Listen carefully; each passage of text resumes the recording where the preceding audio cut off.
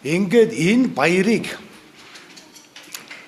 тэмдэглэх талаар шинэ Монгол бэлэг гэсэн ийм төсөл хэрэгжүүлж ийм ажил эхлүүлээд байгаа юм. Энэ юу гэхээр Монгол улсад нийтдээ 816 мянган өрх хайл байдаг гэсэн ийм статистик бүртгэл тооцоо байдаг юм байна. 816 мянган өрхөөс 100 мянган өрх 100 хамгийн багаар бодоход 100 мянган өрх хайл цагаан сарыг тэмдэглэнэ, тодорхой хэмжээний төсөв гаргаж бэлэг сэлт бэлднэ. Тэр нь 250-аас 300 мянган төгрөгийн одоо бэлэг бэлтгэнэ гэж ингэж тооцоход 100 мянган айлаас бэлднэхэд 25-аас 30 тэрбум төгрөгийн ийм зардал төсөв тооцоо гардаг юм байна.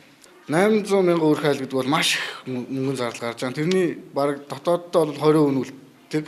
Үлдсэн 80% нь бол гадагшаа гардаг юм байна. Тэрний дотоодынхаа үйлдвэрлэлийг дэмжиж 80% гадагшаа гарах биш, дотоодынхаа үйлдвэрлэлээс бид нар бараа бүтээгдэхүүн худалдаж аваад бэлгэн тараах юм бол дотоодын үйлдвэрлэгчид маань өөрсдөө дэмжиж өсөд одоо боломжтой болоод илүү сайн бүтээгдэхүүн бий болох боломжтой юм уу гэдэг үгнээс бидний төслийг эхлүүлж байгаа.